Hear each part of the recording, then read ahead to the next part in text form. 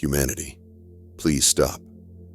When the galaxy first encountered the tiny, inconsequential mammalians known as humans, there was little fanfare.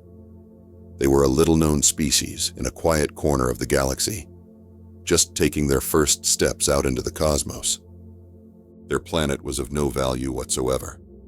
Their system, Sol, completely devoid of any natural resources that would make it even remotely interesting.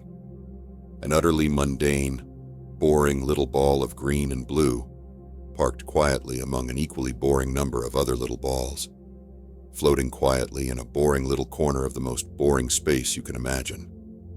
In fact, imagine the whole thing dressed up in a boring gray suit, going to work for an accounting firm that does the accounts for an insurance company that insures against mild weather inconveniences, and you still won't understand how truly dull the whole place is. It was understandable then that nobody really cared when humans finally left their solar system. Mostly, we just wanted them to keep their tedium to themselves and leave the partying to the rest of us. But oh no, the first human spacecraft, a stunningly typical rocket-shaped object, who could have seen that coming, carried an uninteresting diplomat who wanted to open a dialogue with its galactic neighbors. It died of a catastrophic life support failure 2 days into its voyage. The Takan race were particularly unnerved, pondering at great length over why this puny race would deliver a corpse to their doorstep. A corpse, I should note, that carried a variety of quite deadly diseases. The entire craft was incinerated, and a polite notice was sent to their home planet, Earth, requesting that they refrain from firing any further biological weapons into Takan space in the future. They claimed they were just trying to be nice, but agreed. Technically, they kept their word. The next spacecraft to arrive in Takan space was unmanned. Unfortunately, it experienced a failure in its guidance system and entered the atmosphere of their home planet at 60 kilometers per second.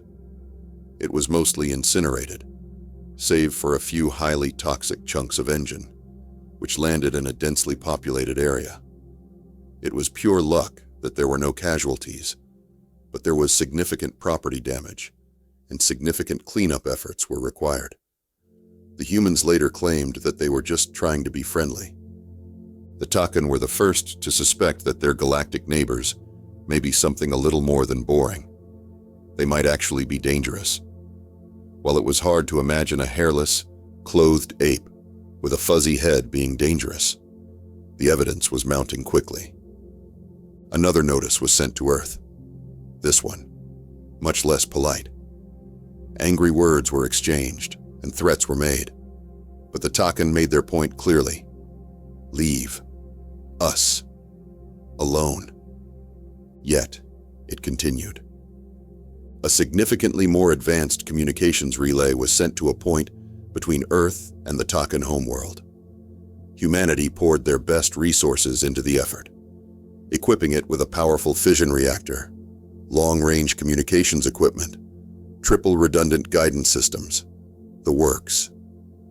They were careful not to intrude in Takan space this time, parking it carefully on the edge of their territory, where it was watched around the clock by a small number of Takan patrol craft for the full 3 solar cycles it lasted before self-destructing due to an uncontrolled fission reaction, destroying 3 patrol craft in the process. The outcry was immediate. The Takan were now convinced that the humans were not boring. They were extremely dangerous because they were idiots. They were instructed, in no uncertain terms, to stay there and let a Takan diplomatic delegation come to them. To their credit, they complied. The delegation arrived at their planet without incident. They arrived in orbit without any problems whatsoever. Even atmospheric flight was achieved with not so much as an attempt at helping in their own doomed-to-failure way, right up until the delegation was landing. For some absolutely incomprehensible reason, a group of humans started launching small, bright, explosive projectiles into the air to celebrate their arrival. The Takan, prepared for this now familiar tactic of weaponized incompetence, immediately returned fire. The offending humans were subsequently peppered with laser fire before the Takan vessel turned around and left. All diplomatic ties were cut, and the humans were warned to expect a war if they ever so much as sent a stray radio signal into Takan territory ever again. In many ways, the Takan took the smartest approach at dealing with the humans. The Gorelians were not so fortunate.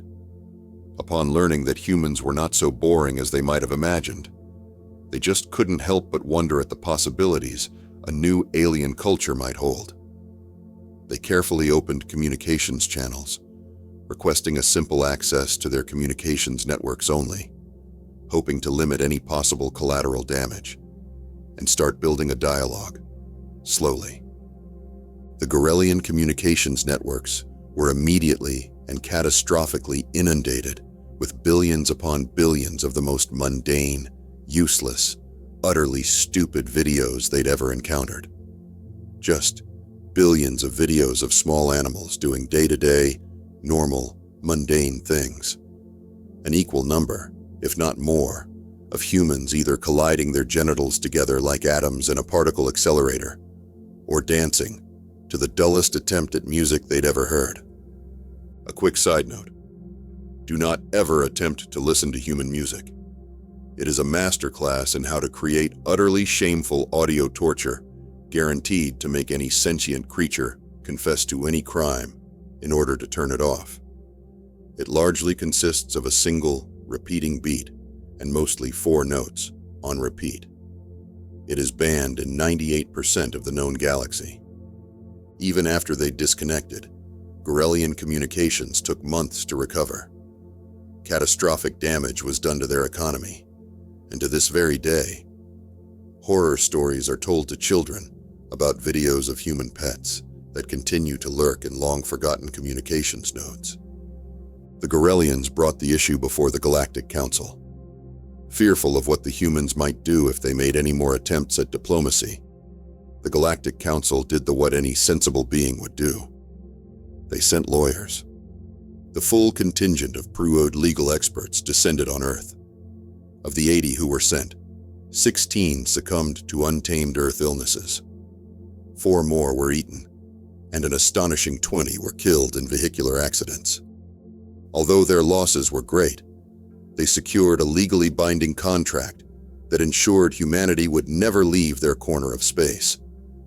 They were free to expand however they wished, unimpeded and unhindered by any chance of wars or interference, so long as they left everyone else alone and made no attempt to be nice or friendly or anything of that nature.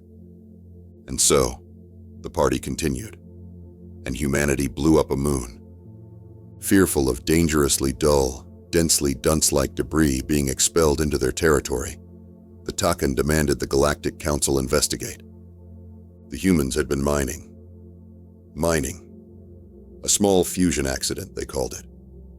The Takan quadrupled their research budget into defensive technologies and withdrew from the closest border outposts to human space. When the Takan detected a previously stable gas giant being devoured by a black hole in human space, they demanded another explanation.